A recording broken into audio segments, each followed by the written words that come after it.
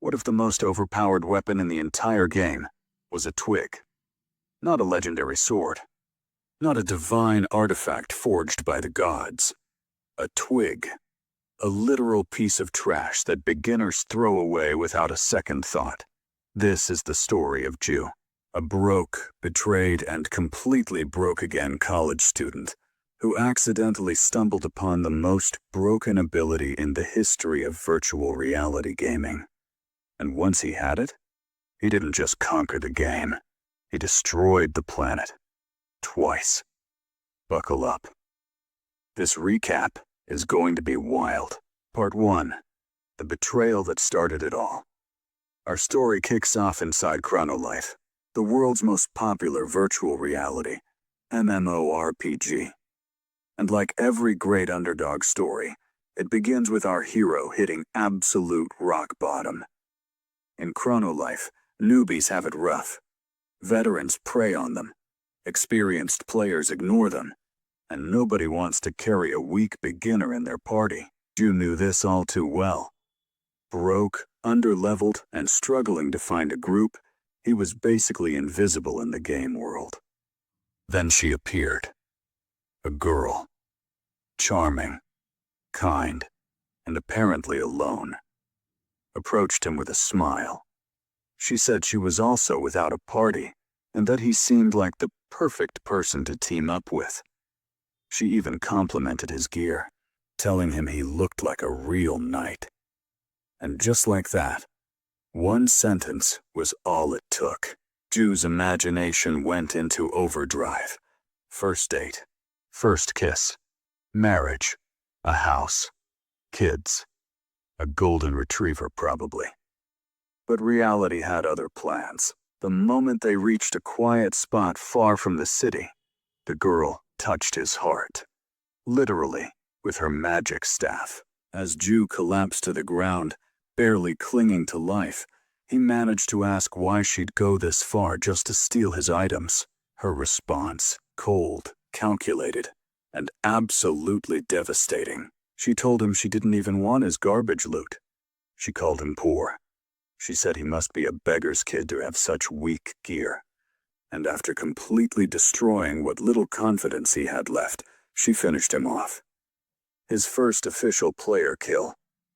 But here's the twist that made this whole thing personal. That wasn't just any girl. She had just eliminated her 1000th newbie player, which unlocked a secret class for her. The goddess of Chronolife.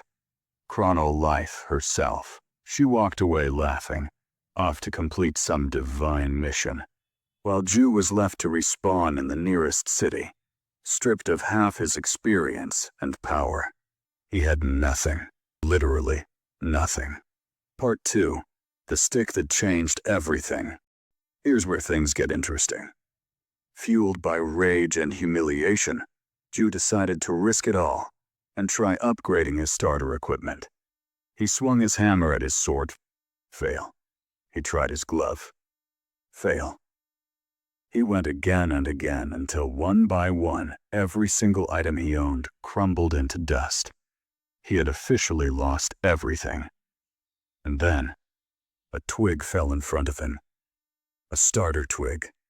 The kind of item that veterans throw away without even thinking about it. Free. Common. Worthless. Something about it called to him. Maybe it was desperation. Maybe it was fate. But Ju picked it up and swung the hammer anyway. It worked. The twig was upgraded. +1 damage. He tried again.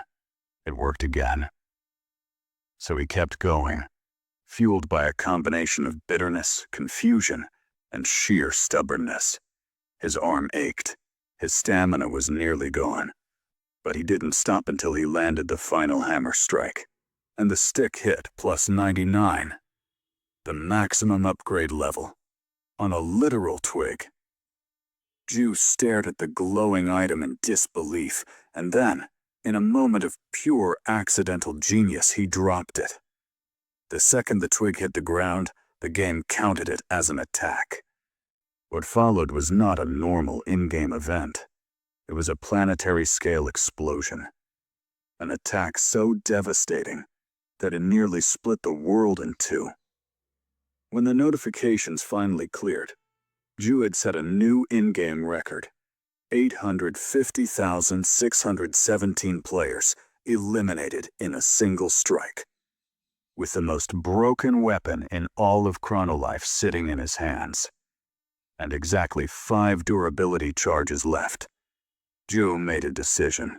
He wasn't going to waste this on random player killing. He was going to get famous. He was going to get revenge. And he was going to start by taking down the strongest boss in the entire game. Part 3. The Dragon Deal. The Valley of Death. Home to Urus, the legendary two-headed dragon and the most feared boss in all of Chronolife. Urus didn't even finish his intimidating speech before Ju hit him so hard he lost one of his heads. Just gone. One hit.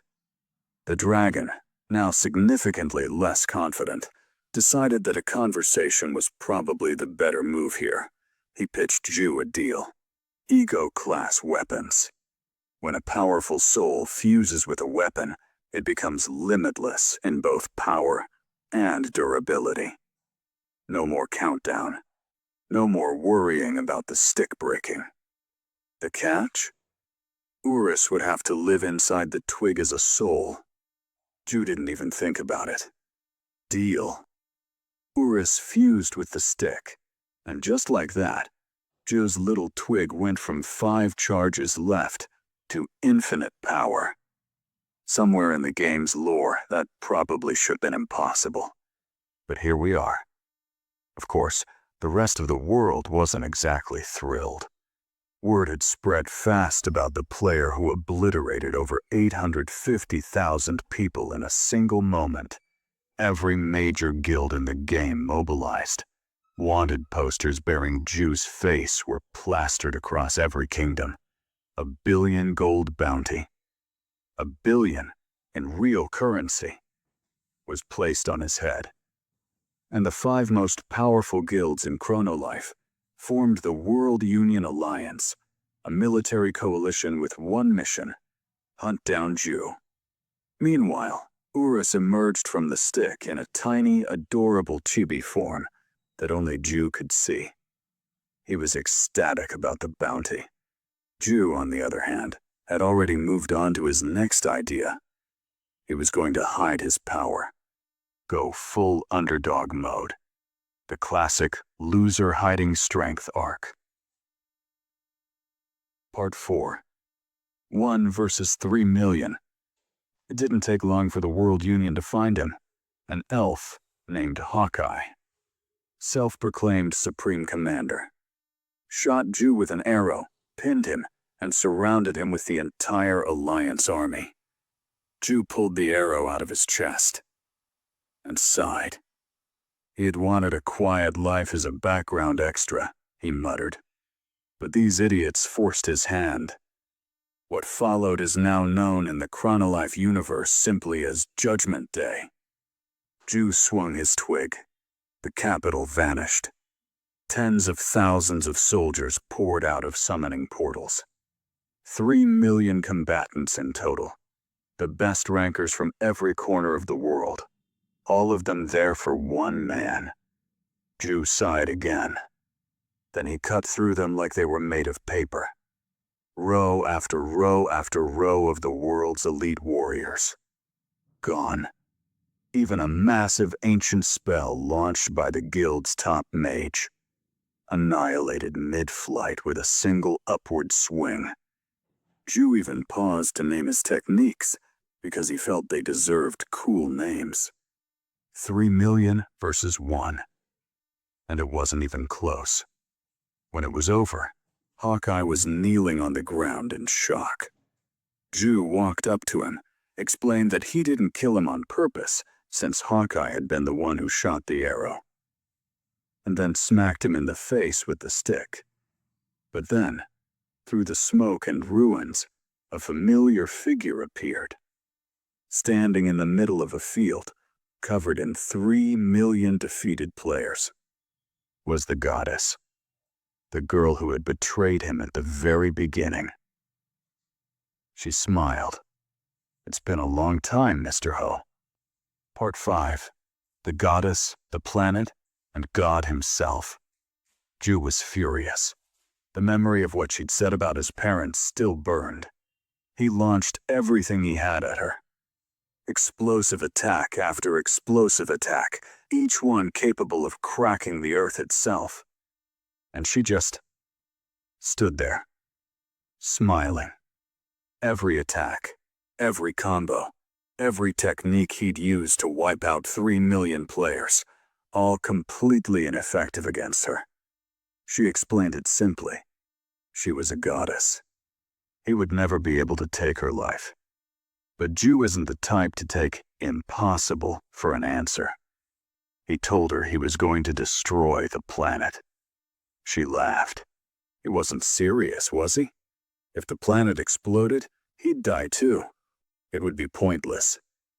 Ju just laughed back and reminded her of something she clearly hadn't understood. You don't mess with someone who has nothing to lose. He swung the stick with everything he had. The planet split into 6 pieces. Then it exploded into a supernova. The entire Chronolife universe, every server, every dimension, was destroyed in a single blow. Outside the game, players across the world were suddenly disconnected. Servers were down. The Chronolife company scrambled to post an emergency notice. Server issue, reopening date TBD. Back inside. In a white data void where only one user remained connected, Ju found himself face to face with a blonde man who introduced himself simply as God. Not an NPC. Not an admin. God. God informed Ju that he had just destroyed ST-389, one of the most beautiful planets in the 4th universe, and his mother's favorite place. Ju, in typical fashion, told him to get to the point because he was looking for a girl with black hair. Then reality cracked. Something interfered. God apologized for having to leave so soon, told Ju to say hi to the little furry one, and vanished in a flash of light. The server shut down. Ju was ejected from the game. Part 6. Back in the real world. And a new challenge. Back in reality, Ju pulled off his VR headset to find a well-dressed blonde man staring at him. The man introduced himself as Choi Dak-bae, the CEO of the company that made Chronolife. He was there to take the stick. Ju's jaw dropped. Dak-bae explained that as a game company, it was their right to reclaim bugged items. But after a full investigation, Dak-bae admitted that the stick wasn't a bug at all. 3%. That was the official upgrade success rate after 10 attempts. And after that, the odds dropped even further. The stick was legitimate, just astronomically unlikely. So Dak-bae made him a deal. The company wouldn't interfere with his account. He was free to do whatever he wanted inside Chronolife. Demolish bosses, PK millions of players, or blow up the planet again. His choice. But one request. Please try to enjoy the game without destroying everything constantly. Dak-bae even described Chronolife as a world of freedom, romance, and adventure. Ju took this advice seriously. Sort of. He returned to the game with a new goal in mind. But this time, something caught his attention. A solo player was getting publicly humiliated by her party leader, insulted, and literally spat on, before being kicked out entirely. Watching the scene, Ju felt something stir in him, a reminder of his own beginnings. Her name was Sarang, though Ju didn't know that yet. She was level 24, furious, and absolutely refusing to give up. She declared she didn't need anyone and would hunt solo. Then a horde of monsters immediately surrounded her. Ju stepped in front of her, obliterated everything in sight with one swing, and then, when she demanded to know who he was, played dumb. Asked if they could hunt together. She told him to get lost. He was a newbie in underwear carrying a level 1 stick. Ju looked at the situation, thought about it for a moment, and decided, perfect. This was going to be fun. He'd hide his power. Go full underdog. Please, master, he begged, carry me. And just like that, Sarang became his unwitting party leader, the most powerful player in the game, pretending to be the weakest. Part 7. The Idol's Secret. Here's where the story gets a whole layer of unexpected charm. Sarang, whose in-game character was named Kion, wasn't just a random player with expensive gear. She was Han Sarang, the most famous idol in the country. Singer, songwriter, actress. 14 consecutive weeks at #1 on the music charts. And her biggest secret? She absolutely loved gaming. Not the refined, elegant hobby her fans imagined. Full rage, trash talk, borderline addiction. The real her. A producer kept her on a tight schedule, but the moment she got a break, she was logging straight back into chronolife. Meanwhile, Ju was learning to control the stick. The problem was simple. Every attack he made instantly killed everything. To hide his power, he needed to learn how to hit without killing. The strike without killing technique. He spent hours practicing on low-level monsters, trying to land hits that left exactly 1 point of health remaining.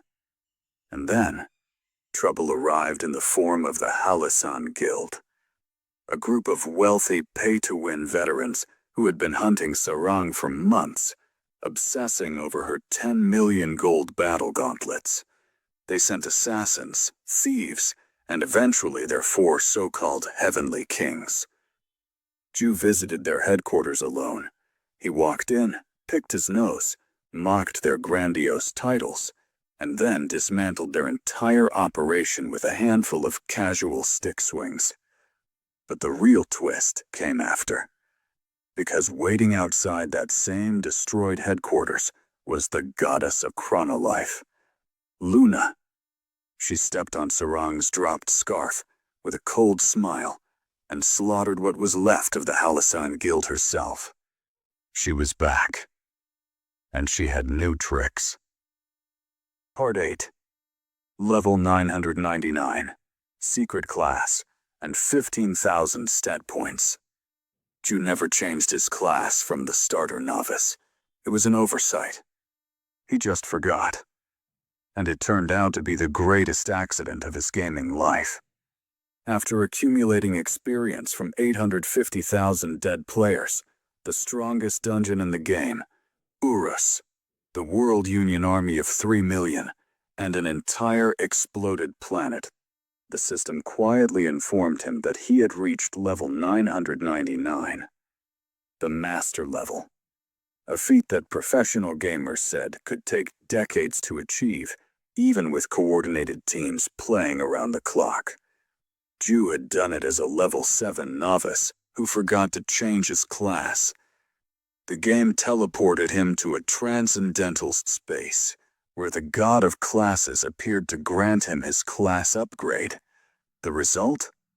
Master Class Novice. A secret class so rare it had never existed before. As a reward, all his accumulated stat points were tripled, giving him a total of 15,000 unallocated points. Urus nearly had a breakdown. And then Ju dumped every single point into one stat. Constitution, maximum HP, recovery, and immunity. Nothing else. Every point into one stat. Urus lost his mind. Without strength, Ju couldn't equip any weapon in the game except the stick. the system would call it the worst character build in history. Except, it came with a hidden skill. All damage received was instantly converted into healing. The more he got hit, the more he healed. He was effectively unkillable. Then, when the god of classes refused to give him all the transcendental weapons, Ju threatened to beat him up. The god attacked. Ju absorbed every hit while laughing. Then he hit back and deleted the god from existence, claiming every transcendental weapon in the process. When he returned to the game, Sarang punched him in the face for being late. By this point, Ju had started selling items, farming the Valley of Ghosts, the highest level hunting ground in the game. He wiped out wave after wave of monsters, gathering billions of gold worth of rare drops per session. Then he converted it to real-world cash. New Lamborghini. Crashed it immediately. Bought another one. Moved into a penthouse. Rang the neighbor's doorbell with a welcome rice cake. His neighbor? Han Sarang. Neither of them recognized the other. Their real-world appearances were completely different from their game characters. Final thoughts. Why this manhwa hits different. At its core, 99 Reinforced Stick is a story about someone who had absolutely everything taken from him, and then accidentally became the most powerful being in the universe with a piece of trash. There's a god eating sandwiches. There's a CEO who makes the mafia look soft. There's a dragon who learned slang from Wikipedia and now lives inside a twig. If you haven't started reading yet, this is your sign. Don't forget to like and subscribe. And drop a comment below telling us who your favorite character is. Is it Ju? Sarang? Urus the chibi dragon? We'll see you in the next one.